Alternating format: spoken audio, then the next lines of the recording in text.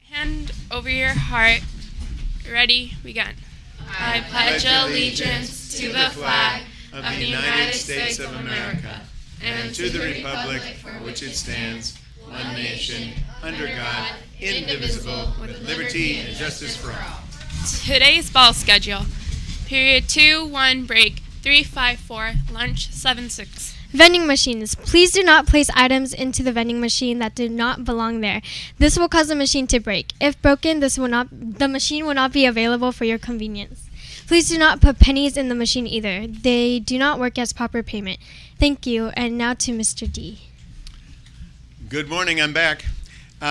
We're really excited about tomorrow. We're going to have the drone is going to fly over. We have confirmation that there will be a drone to take the pictures at the end of the assembly, the short assembly tomorrow. So the schedule, really quickly, is you go to your lunchtime, as you usually would, and then as soon as you're done with your lunch, put your trash away, and then if you would meet us on the front lawn, and we will put you in kind of the heart-shaped area, and if you'd be wearing your blue and gold, that'd be great.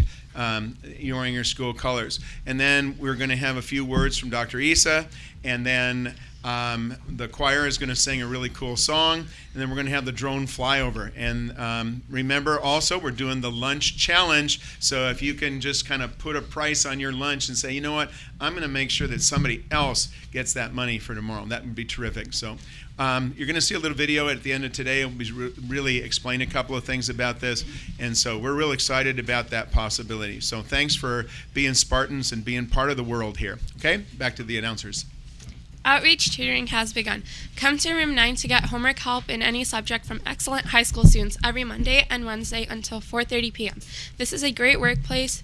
This is a great place to work on your homework, ask for extra help, and study for upcoming tests. Hope to see you there. Library news. The librarian is here Tuesday, Wednesday, and Thursday from 9 a.m. to 2 p.m. If you have any questions about your account, please see Miss Stephen Bach. Remember, you need your school ID to check out any library books. Before the bell, need to finish your homework or check out reading books? Before the bell meets every day at the beginning at the library starting at 7:30 a.m. If you need to print or use the computer, students must arrive by 7:45 a.m. All grade levels are welcome. See you before the bell. Terrific Teen Night, Friday, October 2nd, 6 to 11 p.m. Join the Arcadia Recreation Department for a Halloween-themed indoor game night at the Arcadia Community Center. Participants will have the opportunity to join numerous indoor activities such as Halloween-themed games, a costume contest, a chance to win prizes, play video and board games, watch movies, and more. Pizza dinner will be served at 7 p.m., so be sure to arrive early. Pre-registration is required and can be completed at the Recreation Office or online. Fee is $8 per person. First Avenue E-Waste Drive will be held on October 3rd in the driveway of Holly Avenue Elementary School on Duarte Road. Please bring us any of your old electronics, old computers, DVD players, old lamps, old vacuums, etc. If you will be getting a flyer that lists more possible items. The time is from 8 a.m. until 1:30 p.m. Please make sure your parents get the flyer.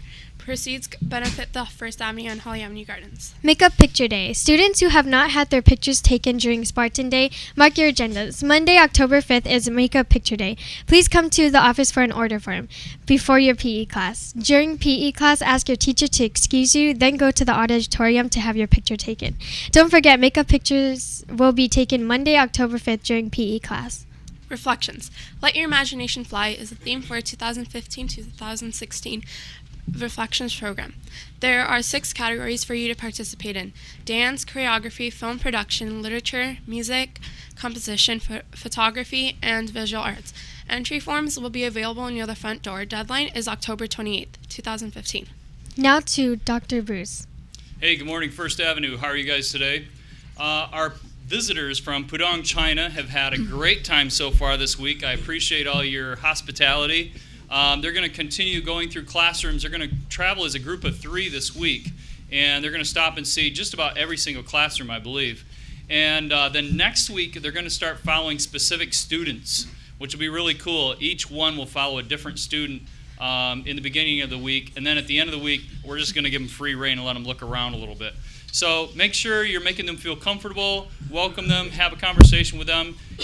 You probably won't get a chance to talk to another teacher from Shanghai unless you're from there, you have family there. So take advantage of that. Speaking of visitors in the library right now, we have about, I'm guessing 40 different parents in there, and they are here to learn more about First Avenue and how to connect to First Avenue. Because we know as teachers and administrators that the more you're connected to our school, the more your parents are connected to our school, the more successful you are. So hello to all the parents in the library. And last but not least, we have Paul Anderson coming from Bozeman Science. He's online. You can look him up later today if you'd like. And he's kind of the science guru, just kind of busted out the last year or two on these new science standards and teaching science to kids in this new 21st century world that we're living in. So he's going to be here October 8th at the PAC in the high school. So have your parents come out and see that. It should be really, really good. Thank you very much. Have a great week. Back to the announcers. Breakfast menu, yogurt parfait or breakfast pizza. Lunch menu, popcorn chicken or corn dog or PB&J sandwich. Happy birthday to Justin Chu, Rebecca Salazar, Bhavish Subramanian. And now to Dr. Isa. Good morning, everybody. Happy Thursday to you. Boy, we have a lot of stuff happening. A couple of announcements. Sorry, Mr. Olavi has asked me to announce that the T-shirts have arrived. If you bought a First Avenue T-shirt, they have arrived, and he will be delivering them to your Period 5 classes by next week. So you should get them by next week, okay? One thing about the when you have an appointment at some time during the day, make sure you have a note from your parents telling the office, the school, that you are going to be gone. So you have to get the note, get a green slip, and then bring an excuse note the next day. Go to the office before school starts, get a readmit slip, just so you know that procedure. And then finally, people have been asking me, I've had a lot of conversations with kids and with staff about the Syrian refugee crisis, and for me it's a very personal thing. My kids are half Syrian because my husband is Syrian, and we have family that has had to escape, has to flee, and we got some good news yesterday. So we have family all over. We have them in Germany, and we have them in Switzerland, and we have them in Paris, and France, and England. Some have made it to Canada, and we found out one cousin actually did get on that boat and crossed, very really strenuous way to get out of Syria, but he was escaping and he managed to get to Germany, so we're very happy about that. So we have a video for you that it's sort of a 3-minute explanation of why all of this is happening, and it's a really good thing for you to understand, and it's all about being educated, and we look forward to really having a great education awareness campaign and lunchtime concert tomorrow. We really thank Mr. D and all the staff for supporting this, and of course all of you, the whole First Ave community. It's a really amazing thing. So now here is the video. Thank you to the video production class. Syria is one of the most dangerous places in the world. Over 200,000 people have died and millions have fled the country, creating a world of problems for places like Jordan, Egypt, and Turkey. So how did Syria devolve into such a mess internally and become a training ground for ISIS? Well, it's complicated, but let's give it a try. This is Bashar al-Assad. He's the unlikely president of Syria. Unlikely because he wanted to be an ophthalmologist. But after his brother was killed in a car accident in 1994, his dad, who ruled Syria for 30 years, said it was time to get into the family business. When Hafez al-Assad died in 2000, Bashar became president. At first, he said he'd enact democratic reforms, but soon he started acting more like his dad, the dictator. Needless to say, he wasn't winning any popularity contests.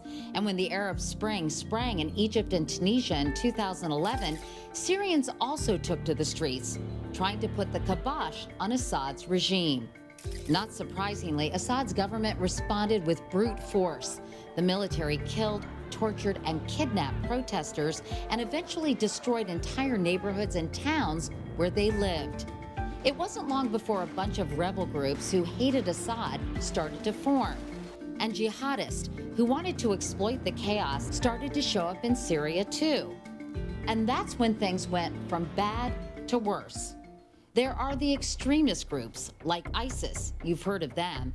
Then there's the al-Nusra Front, Al-Qaeda's branch in Syria. The Free Syrian Army is the umbrella term for a number of different groups of so-called moderate rebels. The U.S. has said they'll be arming and training these guys. Both the jihadists and the moderates are fighting the Syrian armed forces, the army of the Assad regime, estimated at 150,000 strong.